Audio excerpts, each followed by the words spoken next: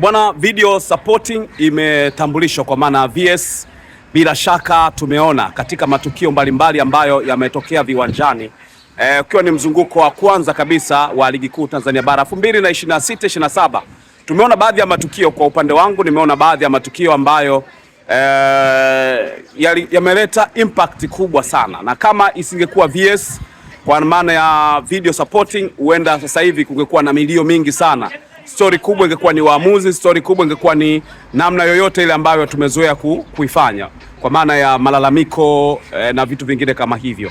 Moja kati ya tukio ambalo mimi binafsi limenifanya nione video support kwamba imekuwa na impact.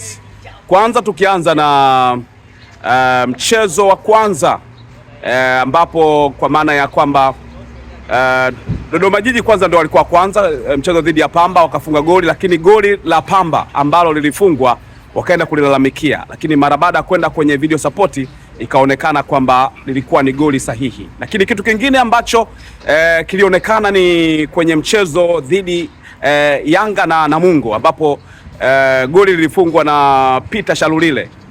VS ikasema ilikuwa ni offside. Umeelewa?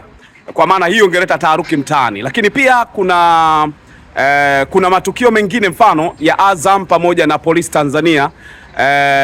Azam akapata mkwaju wa penalty kwa sababu ya video support, lakini baadaye hata Polisi Tanzania nao wakaenda kunufaika vile vile kwa video support kwa sababu ya matukio hayo.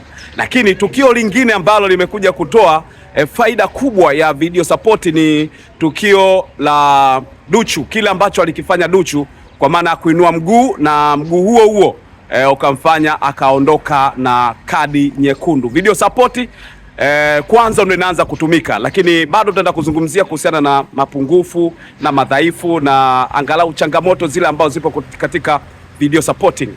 Ukizungumzia kuhusiana na changamoto, mimi nauona uelewa wa waamuzi wengi sana. Hata ukiangalia wanapoenda kuzungumza au kufuatilia kwenye video support, ni kama wanaenda kupewa maelekezo na wale ambao wapo kwa maana ya wale ambao wanaongoza video supporting. Kwa hiyo kunaonekana waamuzi bado hawajapewa uelewa wa kutosha, bado wanahitaji maelekezo. Nikianzia tukio ambalo lilikuwa kwenye kwanza, tukianzia kwenye tukio la ngao ya jamii, Arajiga alionekana akifanya hivyo, akienda kama anapokea maelekezo bila yeye kuangalia, ndio maana kuchukua muda mrefu sana kuangalia sana maeneo hayo.